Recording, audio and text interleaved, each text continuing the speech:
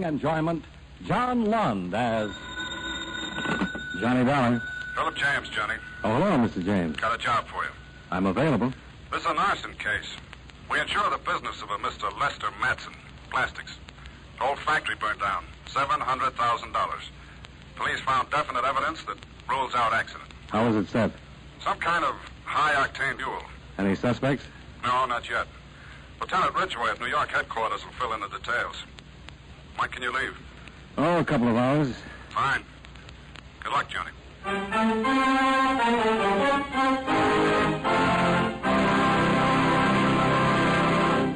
Mind if I break in here for a moment to say a few words? Just the other day, I was having lunch with a group of newspaper reporters. We were talking about the government and what goes into its operation when a thought struck me. It's a funny thing, I said. They call one branch of the government the State Department when it handles all of our foreign affairs. Can any of you fellows explain that? Well, one of the reporters who writes political news piped up and said, actually, the State Department does more than handle foreign affairs. It also publishes all of the laws that have been passed by Congress and issues all the passports and visas for anyone traveling outside the United States. Well, just then the waitress brought us our coffee, and she entered the conversation. Don't forget, she said, if you're ever on a cruise show, you can maybe win a trip to the moon by telling them that the State Department has the job of making sure the Great Seal of the United States doesn't get lost. And it acts sort of like a governmental Emily Post, too. Well, while she was making out our checks, she added this bit of information. Did you ever hear of the Division of Protocol? That's part of the State Department, too. It's the outfit that makes sure foreign diplomats who visit America get introduced the way they should and get seated in the right places at official dinners and things like that. Well, after she gave us all that information, we tipped her and went back to work. And now I think it's time we got back to our program.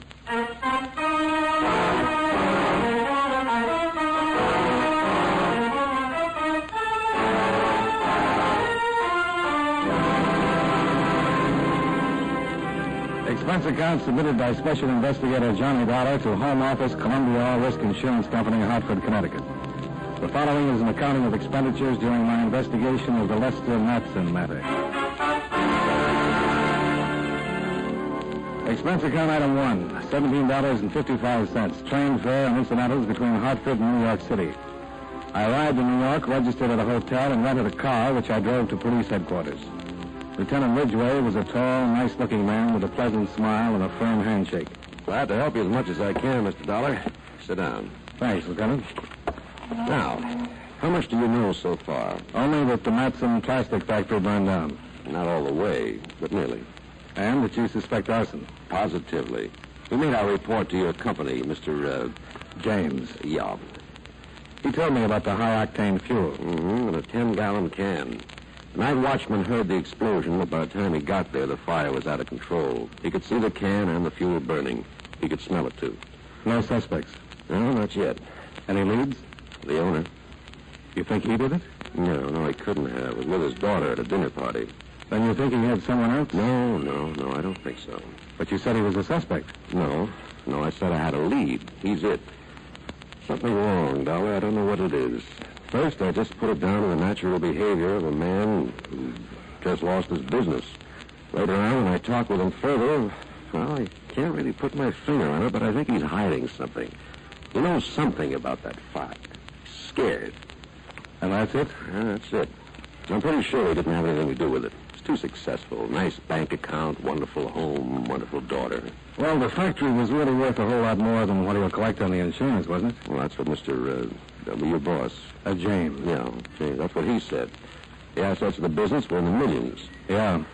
Well, if anything, this will really be tough on Matson. Have to build again. Dyes, molds. Well, I think I'll stop out and see him. Yeah. Let me know what you think. I'll do that.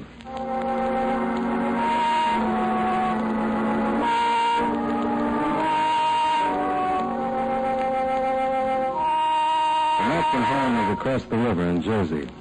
A big white colonial with a long circular drive that led up to the front door. A butler showed me into a spacious study, and I was told Mr. Matson would be down shortly. While I waited, I walked around and cased some of the first editions on the bookshelves. Oh. Hello. Hello, I'm Christine Matson. I'm Johnny Dollar, Miss Matson. I'm waiting for your father. Oh? Yeah. I'm an insurance investigator. Insurance investigator? About the fire. Oh, yes. You have a beautiful house. Well, thank you. Beautiful. Wonderful collection of books. Yes. I don't imagine one person could read them all. Not in a lifetime. No, I suppose not. Do you like to read, Mr. Dollar. Oh, I'm sorry. I'm so bad with names. So am I. Yes, I like to read, but I don't get much time. Been playing tennis, huh? Mm-hmm. You just got back. Do you? Not anymore. I used to play a little. Well, I guess I better get upstairs. Nice meeting you. Nice meeting you. Will you be around for any length of time while you're investigating the fire? Well, it's hard to say. I hope so. Hello, Chris. Oh, hi, Dad. How was the game? Fine. Mr. Dollar? Yes, sir. I'm Mr. Matson. How do you do? You two have met? Yes. Yes, I was just on my way upstairs. See you later, Dad. Goodbye, Mr. Dollar. Goodbye. Your company notified me you'd be coming down, Mr. Dollar. You have a seat. You're an investigator. That's right. And the police have already made a pretty thorough investigation. Yes, I've talked with Lieutenant Ridgway. Well, I can't tell you any more than I've already told them. You were at a party the night of the fire? That's correct. It's all in the report. With your daughter? Yes. When did you find out about the fire? When I arrived home, Mr. Dollar, I explained to But you... you said everything to the police, yes. That's right. There's absolutely nothing I can possibly add. Mr. Matson, you're insured with my company for a lot of money. Hardly what I lost in the fire. I'm aware of that. But I have a job to do, and this is an arson case. That's what the police say. A night watchman says so, He too. could have been mistaken. In the excitement, he could very Mr. easily... Matson, what difference does it make? It makes a great deal of difference. Your factory burned, you've suffered a considerable loss. I certainly have. I can understand how that would make a difference. But a fire's a fire. If you didn't have anything to do with it, I most certainly did not. then why so much concern about whether it was deliberately set or not? Oh, wouldn't you be concerned if somebody deliberately set fire to one of your factories? About the fire, yes, but buildings burn down all the time. Fires are started deliberately all over the country. I am sure this one was an accident. Well, accident or the work of a pyromaniac. If you're clear, you'll get the insurance. You think this is the work of a pyromaniac? Seems like a pretty reasonable assumption. But you're sure it was an accident? Oh, I don't know. I just don't like the idea of a fire like that being started deliberately. I admit it's a little frightening. Yes. You have to understand, a business like mine, so many inflammables, it's a little terrifying to think someone would deliberately start a fire. Well, what if it had happened during working hours? That's not very probable. Well, I've read about fires in hotels, people burned to death, deliberately started by some madman. Yes, the firebug would have a good chance in a hotel. He wouldn't be seen so easily. Most of the people in their rooms, and he could get in and out easily. And most of those fires are started during the night sometime. But a busy factory in the daytime isn't very likely. Well, I sincerely hope you're right. I'm just going by the records. You see, I have two more plants. Let's hope I don't turn out to be the exception to the rule. I doubt it. Now, if you don't mind, Mr. Matson, I've still got to make a full report to my company. Oh, certainly. I'll give you all the information I can.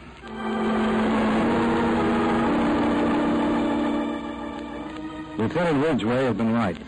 Something was troubling Matson. Until I'd suggested the possibility of a firebug, he was determined to convince me the fire was simply an accident, and he'd been resentful of the impending interrogation. Then the pyromaniac angle had given him some kind of an out, because he relaxed immediately. While I questioned him about the details of the fire, he seemed actually cheerful, even resurrected a few old bromides that I politely chuckled along with. But he told me nothing I hadn't already learned from the lieutenant. So I thanked him, shook his hand at the front door, and climbed back into my car. As I drove off, I felt sorry I couldn't have seen the daughter again, because it was certainly a sight worth seeing again. And again.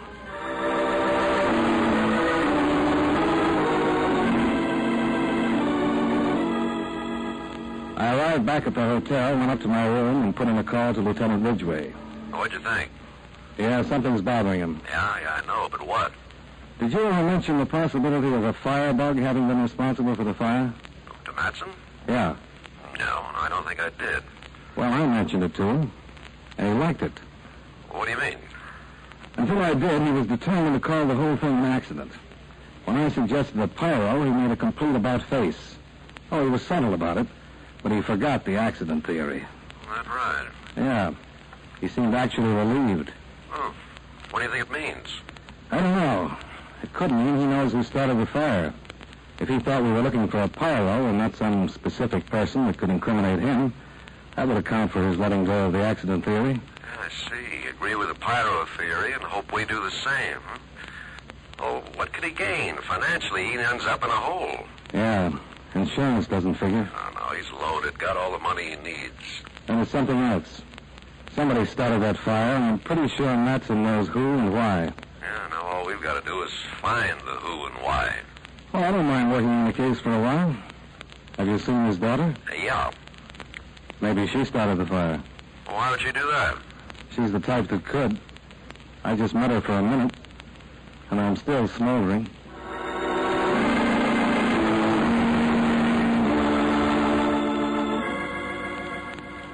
The lieutenant suggested a stakeout for Lester Matson. I told him I'd check with him later, took the cold shower, changed, and went down to the hotel bar to freshen up a bit.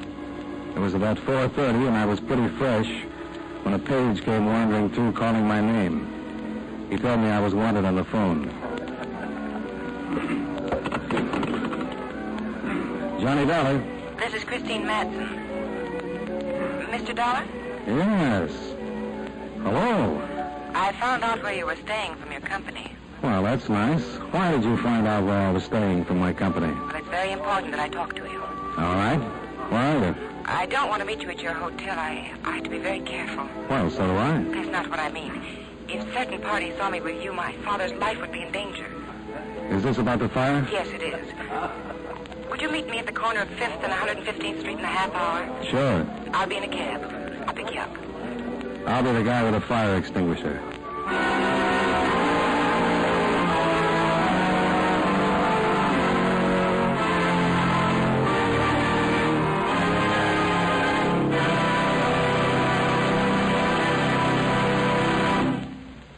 You know, many great men have attained the highest office in our land, the presidency of the United States. Can you guess the name of this man? He has been called a lawyer by profession, a fighter by choice, and a politician by force of circumstance. And he was outstanding in all three fields. In 1788, at the age of 21, he was appointed public prosecutor for the region which is now Tennessee. As president, he was the first to introduce the National Convention for the nomination of presidential candidates. During his campaign for the presidency, his opponents attempted to smear him by an unwarranted attack on his wife, Rachel, who never recovered from the ordeal and died just before her husband's inauguration. If you don't have his name by now, here's one more clue. During the Battle of New Orleans, as Major General of the Army, he accepted the help of the pirate Jean Lafitte. Who was he? Andrew Jackson, 7th President of the United States. His life is part of your American heritage. And now, with our star, John Lund, we bring you the second act of yours truly, Johnny Dollar.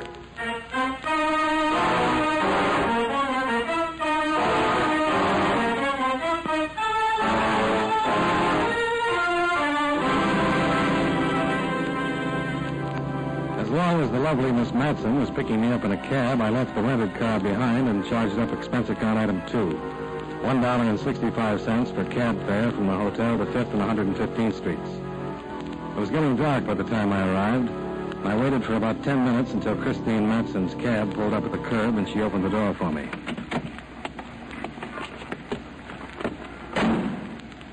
Go ahead, driver.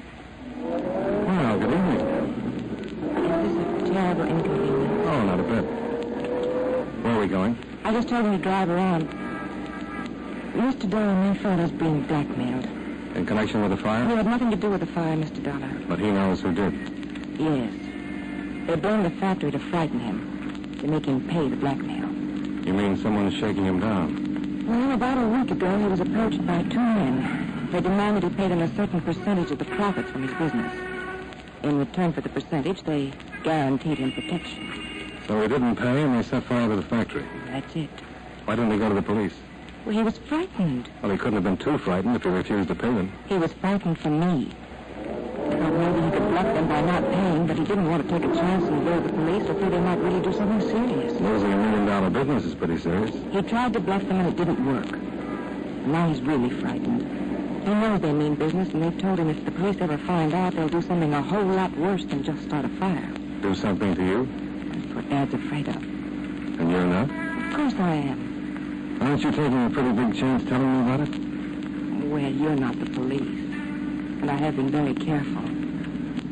I was hoping you could help without it being necessary to start a wide-open police investigation. You're not giving the police much credit. If you'd told them the same story, they'd have kept it completely undercover. Oh, I thought about it, but too many people would have to know about it. And there's always the chance of someone saying something or a slip-up. How do you know about all this? Well, my father told me, of course. Just like that? Daughter, darling, 2 men have been trying to break Don't in? be silly. He said nothing at first. He kept it from me. But you see, my father and I are very close, Mr. Dollar. We've never had any secrets. After the fire, when I saw how disturbed he was, I made him tell me. Does he know you'll come to see me? Oh, no. He made me promise not to tell anyone. But I just had to. He's agreed to pay the men, and you know what that means. Mr. Dollar, will you help? Well, I'll do what I can, but it's going to be tough without your father's cooperation. And you'll never be safe until these men are caught. He's afraid of what might happen before they're caught. If they find out... There's no middle of the road in something like this. He's got to understand that. I think he does, but... Well, he'd rather lose everything than lose me. I'm all he's got. And he's pretty important to you, isn't he? More than anything in the world. Without his cooperation, I doubt if I'll be able to do much. And if he gives in to this, a man like your father, it'll keep growing until it kills him. Well, what do you want me to say? Tell the driver to take us to your father. Say it's all right for me to talk to him.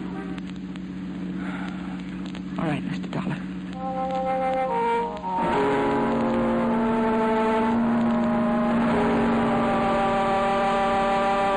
She looked as though she might cry, but she didn't. She gave the driver her address, then sat back in the seat and kept looking straight ahead while the cab headed across the bridge for New Jersey.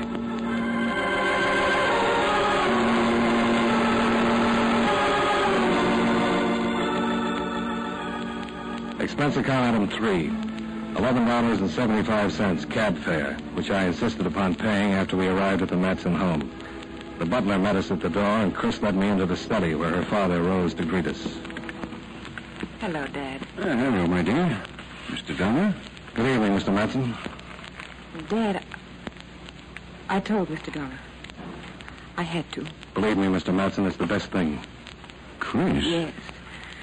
My dear girl, this can be very serious. Dad, it's already serious. I know, but tell me, do you intend to bring in the police, Mr. Dollar? I promised your daughter I wouldn't, unless it was absolutely necessary. I see. You know everything? Yes, Dad. I told him everything. But you've said nothing to the police as yet? No, I haven't. Oh.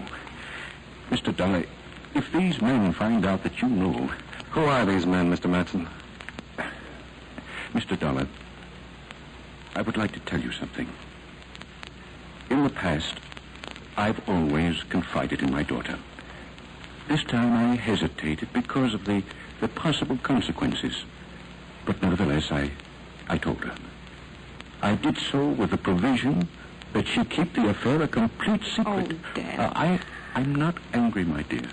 Believe me. I'm sure you did what you thought was best.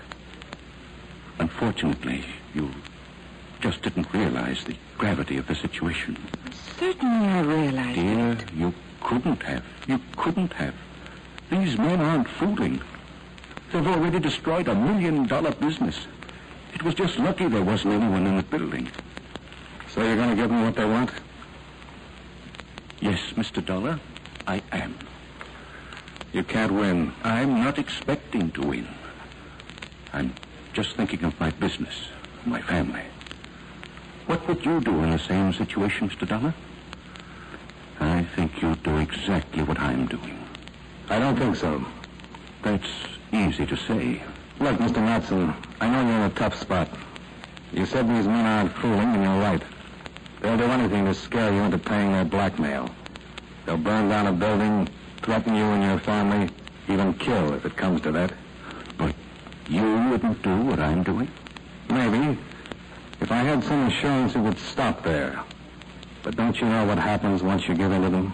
Don't you think I've thought about that? Don't you think I've considered every possibility? They'll bleed me until there's nothing left. I realize that. But there's no alternative. It's that or... You're afraid they'll kill me. Chris, you're my whole life. Well, then, Dad, consider me a little. Consider? Good Lord, that's what I'm doing. That's all I'm doing. Not now. What about a year from now? 2 years? 5 years? Why, Dad, if you give in to these men, what will it do to you? What will you have left 5 years from now? The business doesn't matter. I'm not talking about the business. We can both get along without the business if we have to. If we did once, we can do it again. I'm talking about you. What will happen to you if you give in to this terrible blackmail? Well, there'll be nothing left of you. It'll kill you. Mr. Matson, in some states there's a death penalty for kidnapping. But this kind of blackmail is worse than that. These men kidnap the one thing that people like you and me can't live without. Freedom. My daughter's life is worth my freedom 7 days a week, Mr. Dollar. If that happened, I'd just as soon be dead. Daddy, it would ruin you, and that most certainly would ruin me. There'd be nothing left of us, nothing of what we had. We'd just be alive. Makes a lot of sense, Mr. Matson. I hope you'll see it and help me get these men. But whether you do or don't, I've got a job. I'll try to steer clear of the police as long as I can because I made a promise to your daughter. But I'm going to try and get those guys. They have to be gotten. Dad, please. I don't know, Chris. All right. Dad. Who are the men, Mr. Matson? Shot crawled through the window and caught Matson in the chest. It was a swell punctuation point for my pep talk on freedom. Before Matson hit the rug, I was on my way to the study door with my gun in my hand. Outside, I circled to the spot near the window where the gunman had been standing. I stopped and listened. From inside the house, I could hear Christine Matson phoning for a doctor. And from not too far away, toward the front of the house, I heard a car start. I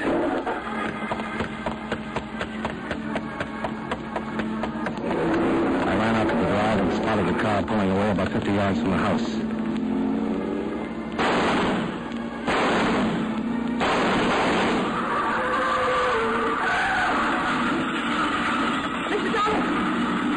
Get back in the house, Chris. Dad's bleeding. I can't stop the bleeding. How bad is it? I can't tell. I called Dr. Phillips. Well, get back in that house and wait. I got the car, but there's a man in that car with a shotgun. He may still be able to use it. Now, go on. I started down the driveway for the wrecked car. It was on its side, wrapped around a big oak. The only thing moving was the right front wheel, still spinning slowly. I reached the car and looked in. The shotgun, twisted by the impact, lay on the floor. And the man who fired it was halfway through the windshield, his life running out all over the hood. The driver's seat was empty. Don't move an inch. Don't turn around. Hand your gun back over your shoulder. I'll walk back to the house. Police will be coming any minute. I just want a car. I'll borrow one of Mr. Matson's. How far do you think you'll get? It's not how far I'm going to get. How far we're going to get. You're an insurance man. You're going to be my insurance. You're going to get us just as far as you can. It all depends. What your life's worth to the law. I couldn't see his face. Kept behind me with his gun pointed at my back. We went around to the other side of the house to the garage and stopped. He shoved the gun hard into my spine. Open the door.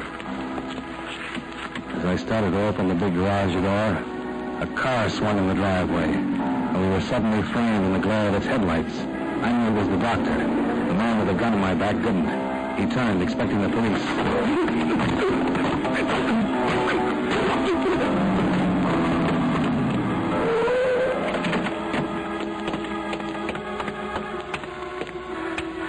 Doctor? Yes. Your patient's in the house.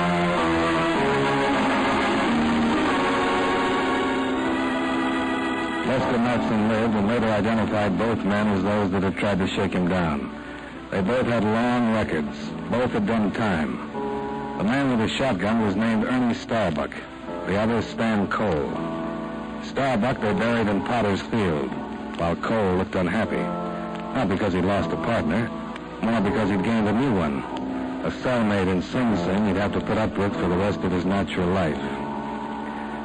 After the doctor said her father was out of danger, I went back over to Jersey to say goodbye to Christine Matson. Do you have to go right away? Well, case closed. Expense account likewise. You live in Hartford? Yeah.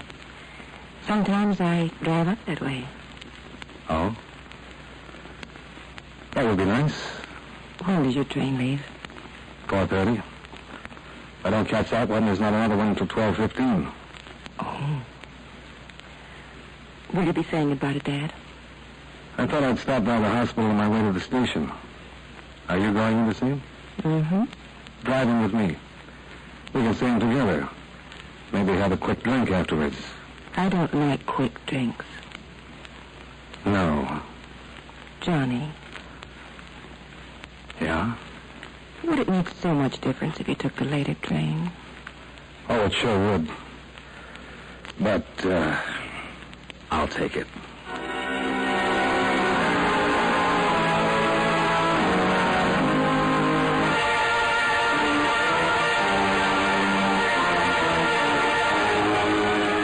Expense account items 4 and 5, $103.75, car rental and hotel bill. Item 6, $19.80, train fare and incidentals back to Hartford. Expense account total, $154.50. Yours truly, Johnny Dollar.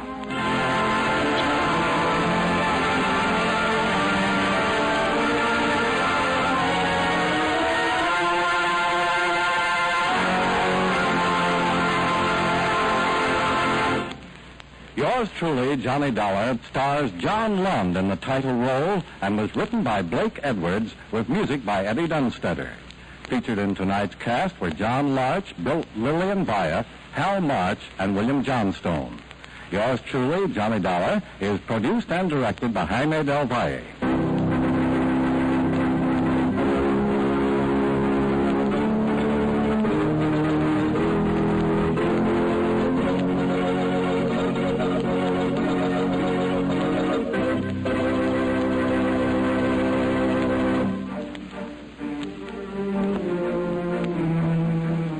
Yours truly, Johnny Dollar, starring John Lund, has come to you through the worldwide facilities of the United States Armed Forces Radio and Television Service.